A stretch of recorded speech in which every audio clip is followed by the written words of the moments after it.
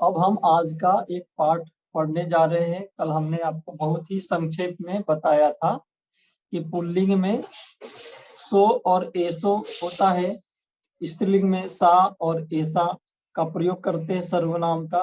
इसी तरह से नपुंसकलिंग में तंग और एतंग का हम प्रयोग करते हैं। पुल्लिंग में सो और एसो, क्योंकि पुल्लिंग में हमने देखा था जो पुल्लिंग शब्द होते हैं उसमें ओ लगता है, जैसे बालको सुगतो, तो यहाँ भी सो एसो, यहाँ भी ओ लगेगा।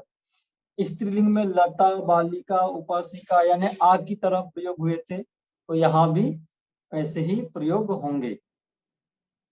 इसी तरह से हमने फलंग पुप्पंग इत्यादि ऐसे हमने प्रयोग देखे थे, तो उसमें अंग लगा था। वैसे यहाँ पे तंग और एतंग नपुंसकलिंग में लगेगा, तो यहाँ पर निगहित का अनुस्वार का हम प्रयोग देखेंगे।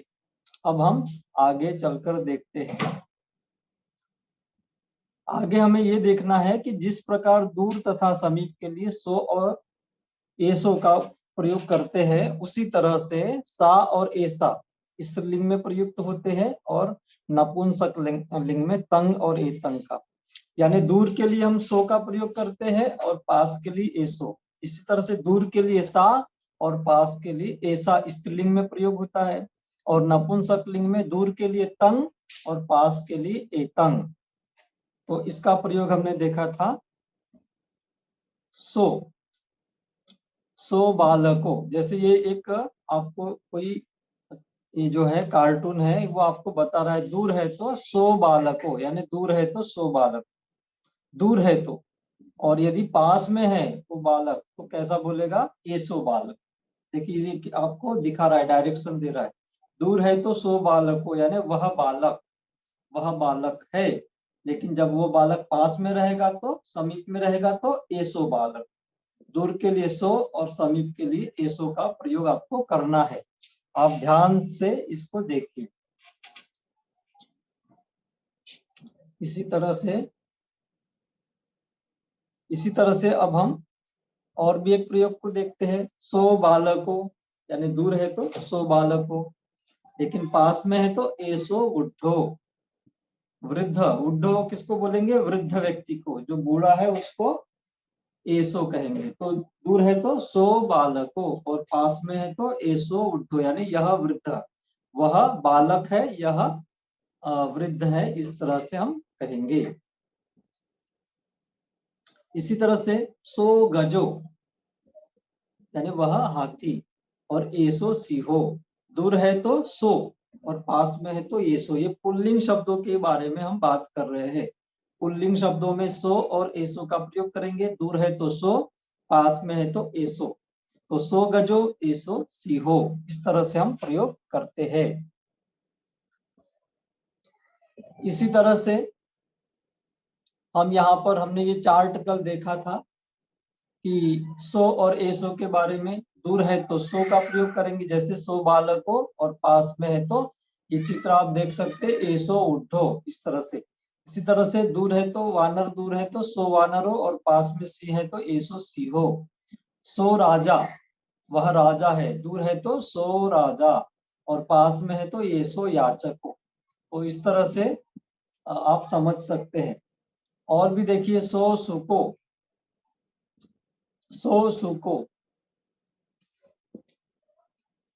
और एसो मोरो।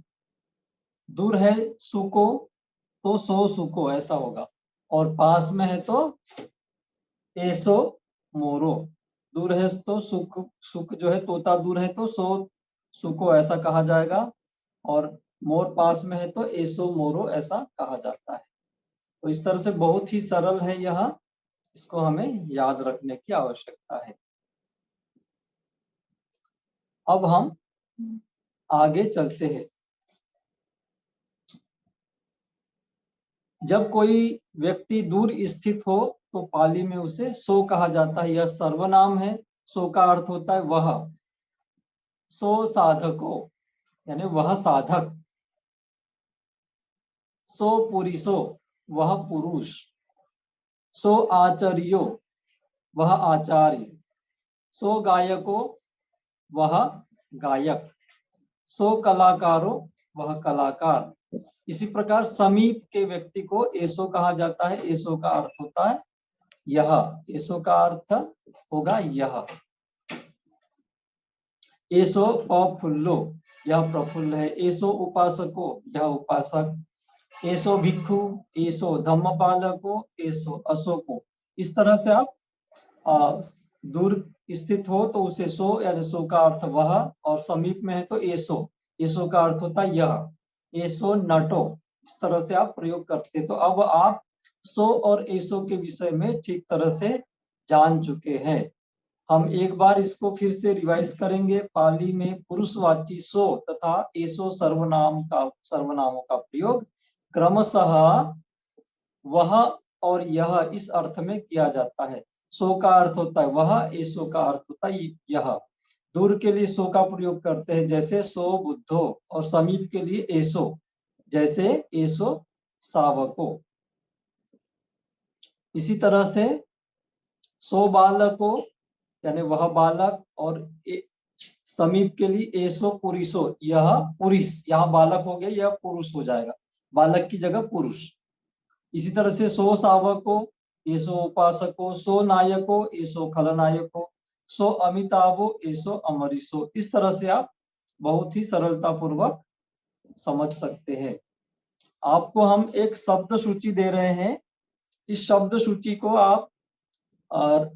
आपको याद करना है।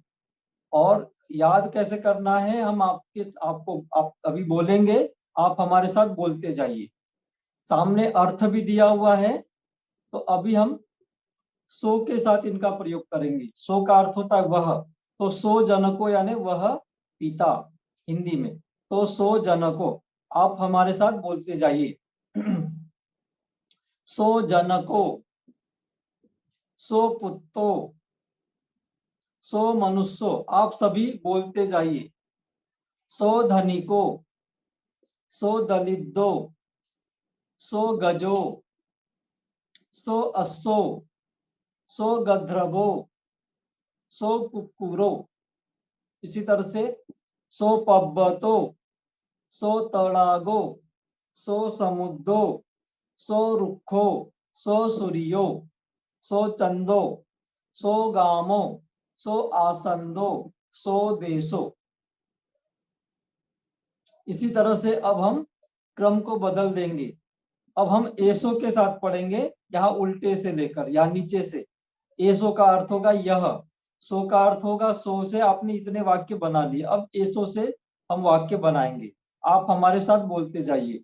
एसो देशो, एसो आसंदो, एसो गामो, एसो चंदो, एसो सूर्यो, एसो रुखो, एसो समुद्रो, एसो तड़ागो, एसो पब्बतो, एसो कुक्कुरो, एसो गंधर्वो, एसो अश्सो, एसो गजो, एसो दलितो, एसो धनिको, एसो मनुष्यो, एसो पुत्तो, एसो जनको।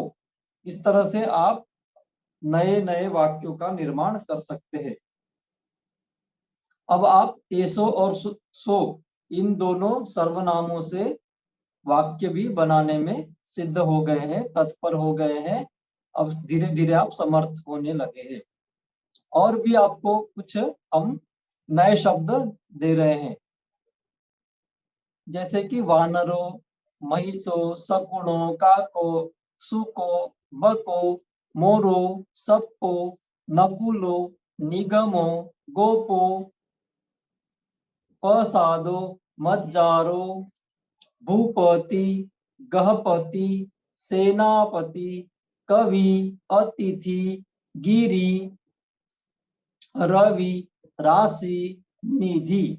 इनसे हम अब वाक्य बनाएंगे। पहले सो से बनाएंगे। तो सो वानरो, आप बोलते जाइए हमारे साथ।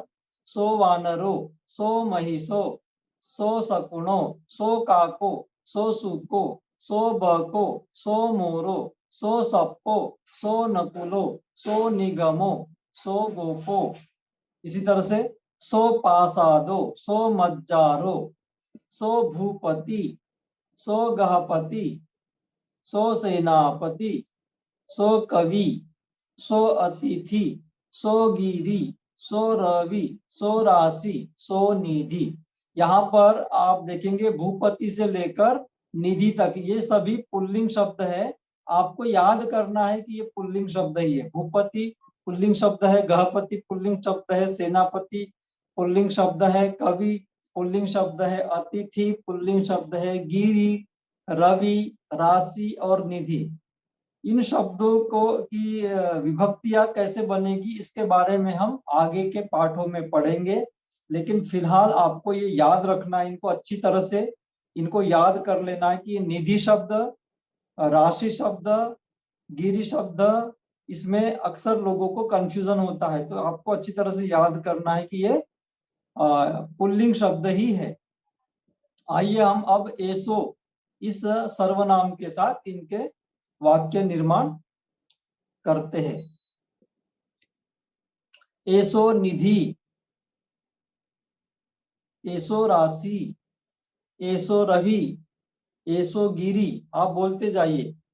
एसो अतिथि, एसो कवि, एसो सेनापति, एसो गहपति, एसो भूपति, एसो मज्जारो, एसो पासादो, एसो गोपो, एसो निगमो, एसो नकुलो, एसो सप्पो, एसो मोरो, एसो बको, एसो सुको, एसो काको, एसो सकुणो, एसो महिषो, एसो वानरो। इस तरह से आप सरलता पूर्वक वाक्यों का निर्माण कर सकते हैं।